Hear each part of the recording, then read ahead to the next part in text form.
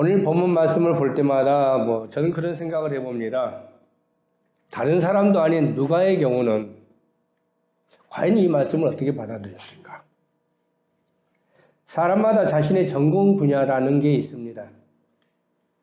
근데 그 놀라운 것은 이 전공 분야에 따라 신앙의 생활의 성향까지도 달라질 수 있다는 것이지요. 인문과학을 전공하신 분과 자연과학을 전공하신 분은 성경을 보는 눈이 다릅니다. 그렇다면 오늘 본문의 저자 누가는 전공이 자연과학을 전공한 의사였다는 것이죠. 일평생을 인체에 대해서 연구했고 또 질병을 치료해 왔던 의사가 과연 오늘 주님의 부활을 기록하면서 그가 어떤 마음으로 기록했을까 하는 것이죠. 오늘은 2023년 부활주의를 맞이한 누가가 본 부활에 대해서 한번 깊이 생각해 보는 시간을 갖겠습니다.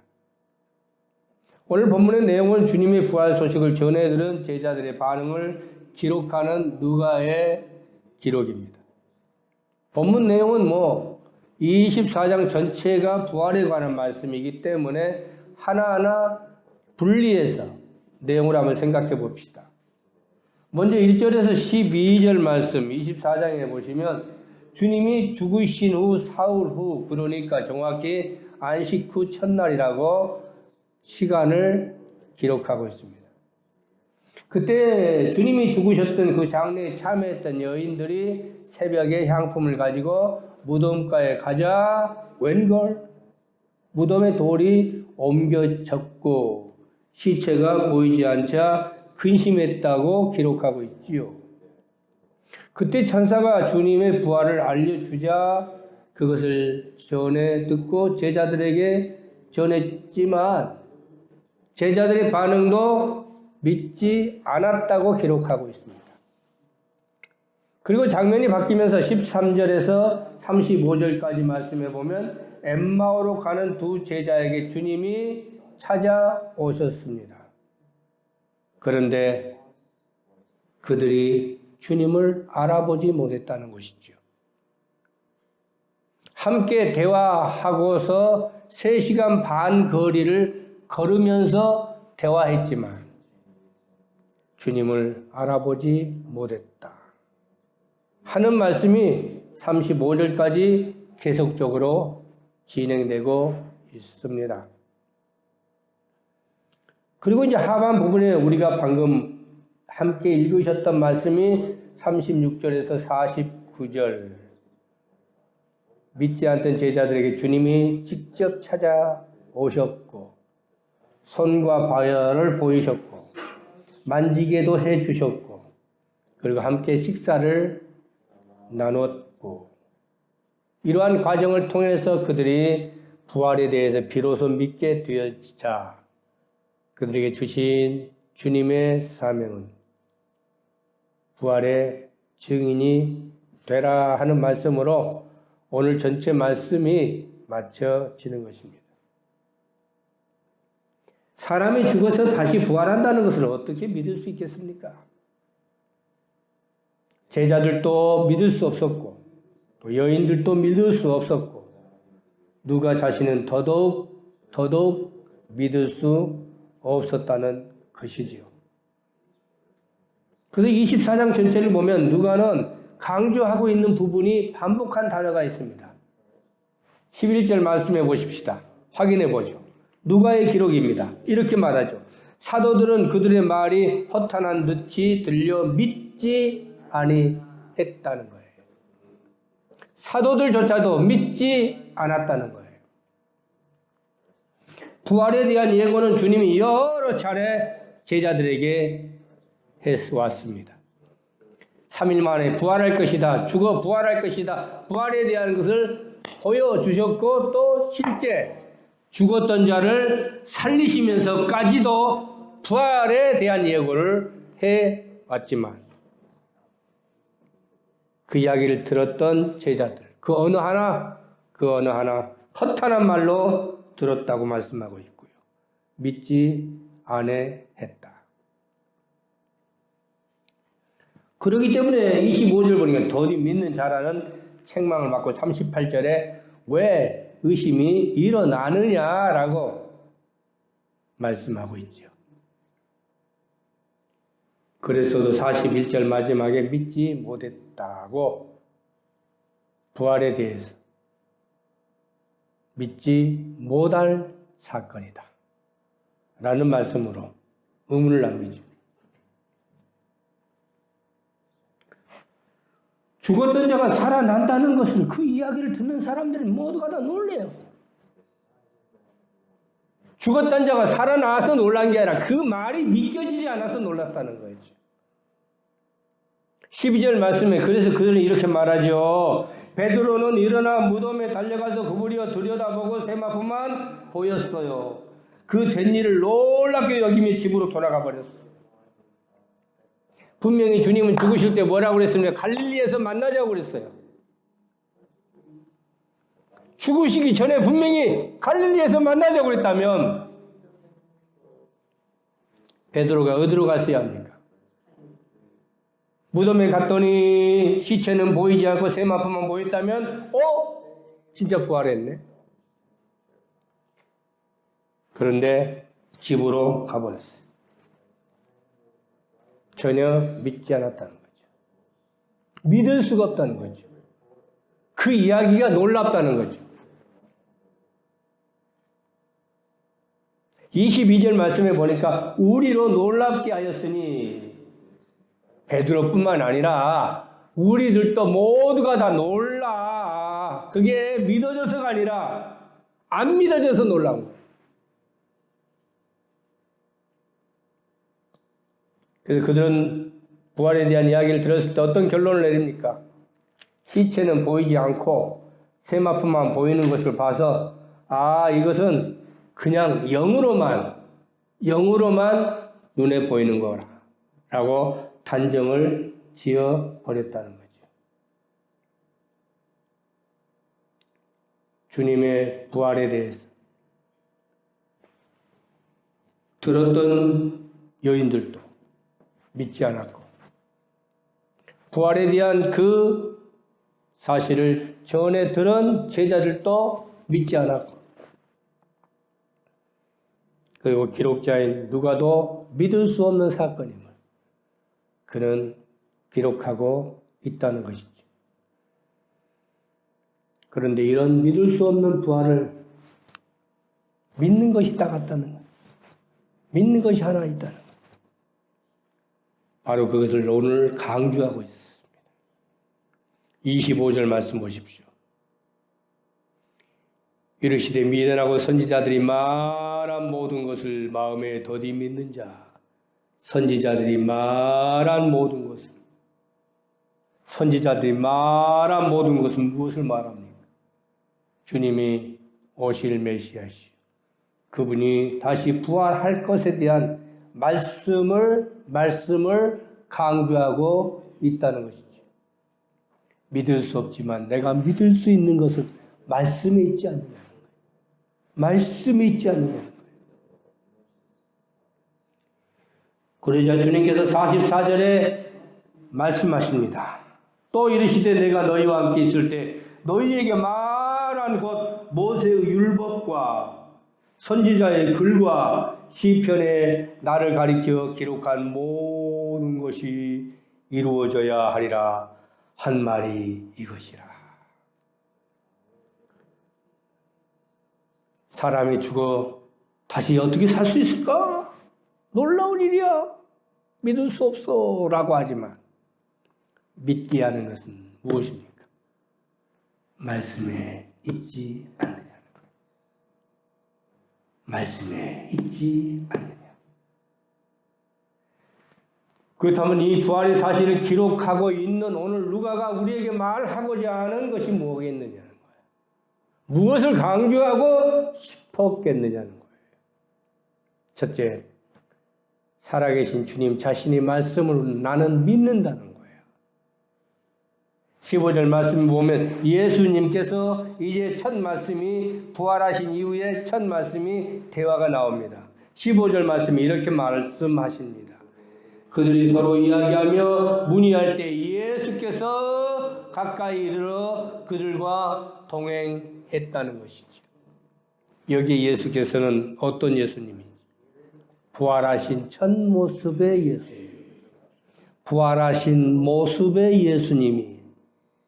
예수님이 엠마오로 가는 제자들과 함께 동행하시고, 예수님이 무슨 말씀을 하십니까? 계속적으로 지금 대화하고 있다는 거예요. 살아계신 주님이, 3일 전에 죽으셨던 그 주님이 다시 살아나셔서 엠마오로 가는 그 제자들에게 말씀을 주고받으시는데, 이 말씀을 기록한 이 말씀 속에 그들은 무엇라고 말합니까? 눈이 가리어져서 그인 줄 알아보지 못하거나, 영안이 뜨지 못하면 주님을 발견할 수 없어요. 영안이 뜨지 못하면 믿음이 생길 수가 없어요. 영안이 뜨지 못하면 주님 만날 수가 없는 거예요. 주님과 함께 대화하고 주님과 함께 동행하고 주님과 함께 걸어가도 눈이 가려져 그인 줄 알아보지 못하거늘. 그런데 그들이 눈이 갑자기 뻑 하고 떠지는 것이 무엇입니까? 주님이 말씀을 풀어 해석하십니다. 주님이 말씀을 통하여 그들에게 해석합니다. 32절 보십시다. 그들이 서로 말하되 길에서 우리에게 말씀하시고 우리에게 성경을 풀어 주실 때에 우리 속에서 마음이 뜨겁지 아니하더냐. 그러자 그들이 비로소 31절에 눈이 밝아져 그인 줄 알아보더니,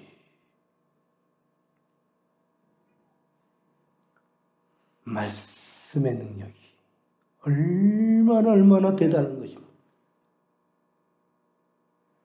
우리가 신앙생활해도 말씀 보지 않으면요, 말씀을 이해하는 귀가 열리지 않습니다. 말씀을 볼 때 이 말씀이 나의 영혼을 두들기면서 주님의 음성이 들려지는 것이죠.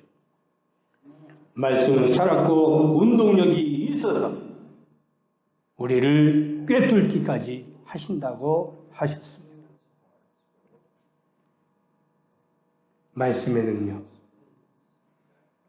주님은 분명히 부활하실 것을 말씀하셨고 그 말씀이 생각이 나서 그들이 부활의 역사를 믿게 되었다는 사실.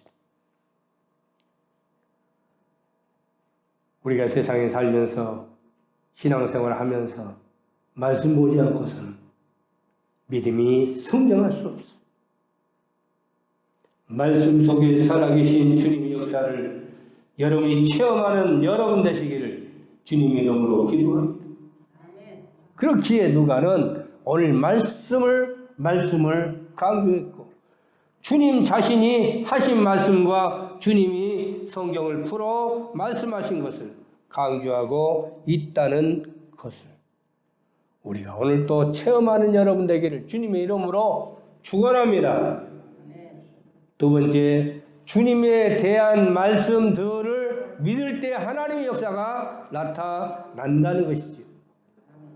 32절과 45절 아까 보았듯이 선지자들의 말씀, 시편에서 나를 가리켜 하는 말씀, 율법의 말씀들, 이걸 믿느냐는 거예요. 성경 전체를 보면 창세기부터 요한계시록까지 모두가 다 예수님에 대한 말씀이에요. 39권의 구약은 오실 예수님에 대한 말씀을 하시고, 그리고 신약의 27권은 오신 예수님. 그런데 요한계시록은 다시 재림하신 예수님을 말씀하는 거 아닙니까? 창세기부터 시작한 요한계시록은 바로 예수 그리스도를 봐야만이 되는 거예요. 이 속에서 예수님을 우리가 발견해야 하는 거예요. 주님이 그렇게 말씀하고 있습니다. 성경을 봐도 예수님을 빼고 성경을 보아서는 말씀을 이해할 수가 없는 것이고, 성경 안에서 그리스도의 그 역사하심을 우리가 체험하면서 예수님을 볼 때 그 역사 속에 인도하신 하나님의 손길을 느끼는 것입니다. 예수님을 빼버리면 이스라엘의 역사밖에 남지 않아요. 예수님을 빼버리면 그저 문학적인 시밖에 남지 않아요. 그러기에 그 안에 예수님을 발견한 자가 그 속에 역사하시는 하나님의 손길을 느낄 줄 믿습니다.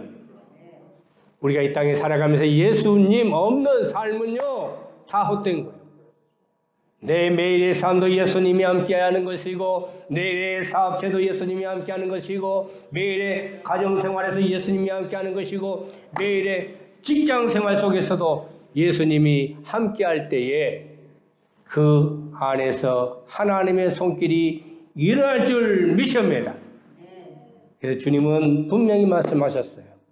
45절 말씀, 주님이 그들의 마음을 열어 성경을 깨닫게 하셨다고 했습니다.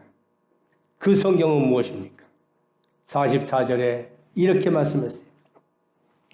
또 이르시되 내가 너희와 함께 있을 때 너희에게 말한 모든 것들을 한번 생각해봐라. 모세의 율법과 선지자의 글과 시편에 나를 가리켜 기록한 모든 것이 이루어져야 하리라 한 말이 이것이라는 거예요. 부활의 그 정점에서 다시 주님이 사시고, 그러므로 말미암아 우리의 삶의 부활의 첫 열매가 되신 것을 보여주셨고, 이와 같이 너희들도 부활한다고 하는 믿음을 너희들이 갖느냐. 오늘 이 주님이 주신 이 말씀, 그리고 주님에 대한 모든 성경의 말씀들을 누가는 기록하면서 이것을 믿는 자신이 대한 것을 강조하고 있다고 하는 것입니다. 당시의 제자들 입장에서는 기대했던 제 메시아가 죽지 절망과 슬픔에 빠졌겠습니까? 그런데 그들에게 말씀을 풀어주자 그들의 마음에 성령의 불이 다시 일어나고 평강이 밀려왔다고 하는 거예요. 주님이 주시는 평강은 세상이 주는 평강과 같지 않습니다. 주님이 주시는 평강은 영원한 평강이요, 메마르지 않는 샘솟는 평강이 넘쳐난다는 것을 믿으시기 바랍니다. 그 평강의 기쁨을 주님이 제자들에게 부활의 첫 대면에서 평강이 있을지어다 하시는 그 메시지가 오늘 이 시간에도 여러분 속에 나타날 줄 믿습니다. 이 평강의 복이 넘쳐나시기를 기도합니다. 마지막으로 이제 모두 주님의 부활을 우리가 믿지 않는 자도 믿자는 말씀으로 증인에 대한 이야기를 하고 있습니다. 48절에 이렇게 말하죠. 너희는 모든 일의 증인이라. 여기서 너희라고 하는 것은 24장 전체의 여인에서 시작해서 제자들에게 이르기까지 너희는 모든 일의 증인이라. 주님의 부활의 증인이 되라는 거예요. 부활의 증인이 되라는 거예요. 오늘 주님께서는 의도적으로 식사를 함께 나누었는지도 몰라요. 그들이 영으로만 해석할 것 같아서, 영으로만 그들이 깨달을 것 같아서 주님이 함께 식사를 합니다. 37절에 그들이 놀랍고 무서워하여 그 보는 것을 영으로 생각하는 것 같았던 것 같아요. 그래서 주님이 의도적으로 식사를 준비하고 내놓아라. 그리고 손과 발을 보이시고 그리고 만져보라고까지 하십니다. 그리고 42절에 이에 구운 생선 한 토막을 드리니 받으사 그 앞에 잡수시더라. 여러분, 영은 먹을 수 없잖아요. 눈에 보이는 뮤 그 자체일 뿐이지요. 그런데 주님이 함께 식사를 나누시면서 하시는 말씀으로 진짜 살아있음, 살아계심을 말씀하고 계십니다. 누가복음 전체를 보면 누가가 강조한 단어가 있습니다. 바로 그래서 1장 1절에서부터 누가가 이 누가복음을 쓴 의도를 말씀하고 있죠. 그 의도는 뭡니까? 우리 중에 이루어진 팩트라고 했습니다. 팩트, 사실이 뭐냐는 거야. 1장 1절을 그는 기록하면서 다른 이야기를 하지 않았습니다. 바로 팩트에 대한 이야기를 했어요. 이 누가복음에 기록한 사건들은 모두가 다 팩트라는 거야. 그래서 그는 시간상으로 정확히 기록했고, 그리고 배경을 정확히 기록했고, 그리고 나오는 인물들 이름들을 아는 바 하나하나 다 정확히 기록했다는 거예요. 그건 조작할 수가 없다는 거예요. 이 모든 것은 팩트라는 거예요. 그런데 부활도 팩트라는 것입니다. 3일 만에 죽으신 분이 다시 살아난다는 것. 이것을 믿느냐는 것은 팩트라는 사실이에요. 이건 진짜라는 거예요. 우리 중에 이루어진 사실에 대해서 많은 목격자들이 있고, 그리고 이것을 증거하라는 말씀으로 누가복음 전체를 기록하고 있습니다. 주님은 살아 계신 분이시고 지금도 살아 계신 분이 여러분과 함께 계십니다. 이것은 사실이라는 거예요. 팩트라는 거예요. 그런데 왜 두려워하십니까? 왜 근심하십니까? 왜 걱정하십니까? 이제 마지막에 결론을 맺습니다. 오늘 본문에 우리가 생각해야 할 본문의 말씀 중에 천사의 질문이 있습니다. 천사가 부활에 대해 전해주어도 의심하는 자들에게 이렇게 말합니다. 어찌하여 산자를 죽은 자 가운데 찾느냐? 여러분이 지금까지 믿음 생활하고 신앙 생활하면서 과연 주님을 어디서 찾고 계십니까? 죽은 자 가운데서 찾는 신앙인은 아니신가요? 머리로만, 지식으로만, 이론으로만, 상식으로만 알고 있는 주님, 여러분의 삶 속에서 죽은 자 가운데서 찾는 신앙인은 아닌가? 오늘 질문 속에서 내 자신을 돌아봅시다. 그리고 주님은 우리에게 분명히 말씀하고 있습니다.